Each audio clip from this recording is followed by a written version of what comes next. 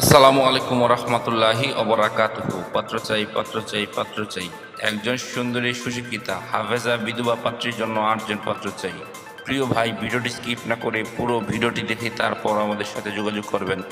আর আমাদের এই ছোট্ট ইউটিউব চ্যানেলটি সাবস্ক্রাইব করতে ভুলবেন না। প্রিয় ভাই, প্রথমে শুনুন পাত্রীর কিছু সংক্ষিপ্ত বিবরণ।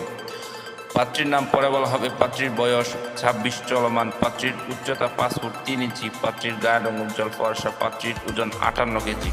পাত্রীর রক্তের গ্রুপ বি পজিটিভ। পাত্রীকে দেখতে স্মার্ট ও সুন্দরী হ্যান্ডসাম আলহামদুলিল্লাহ। পাত্রীর শারীরিক গঠন মিডিয়াম।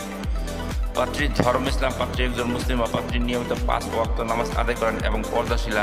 পাত্রীর জাতীয়তা বাংলাদেশী। পাত্রীর শিক্ষাগত যোগ্যতা হাফেজা। পাত্রীর বৈবাহিক অবস্থা বিধবা। পাত্রী বিধবা ঠিক, তবে পাত্রীর কোনো বেবি নেই। পাত্রীর জন্মস্থান কুড়িগ্রাম। পাত্রীর বর্তমান ঠিকানা কুড়িগ্রাম। পাত্রী একটি নিম্নবিত্ত পরিবারের মেয়ে। পাত্রীর পেশা বর্তমানে পাত্রী একটি মাদ্রাসায় শিক্ষকতা করেন। পাত্রীর শারীরিক ও মানসিকভাবে সম্পূর্ণ সুস্থ। পাত্রীর শরীরে কোনো রোগ নেই। পাত্রীর ফ্যামিলিতে কেউ নেই। পাত্রী অনাথ। পাত্রীর বাবা নেই। পাত্রীর মাও নেই।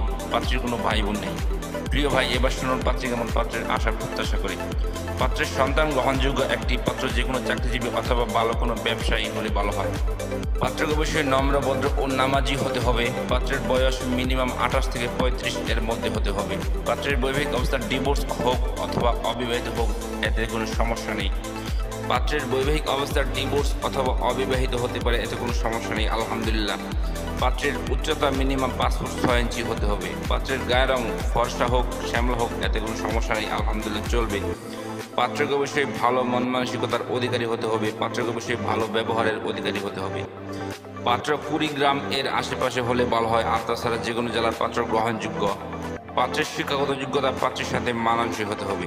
পাত্রকে অবশ্যই শারীরিক ও মানসিকভাবে সম্পূর্ণ সুস্থ হতে হবে। পাত্রের শরীরে কোনো রোগ থাকলে চলবে না।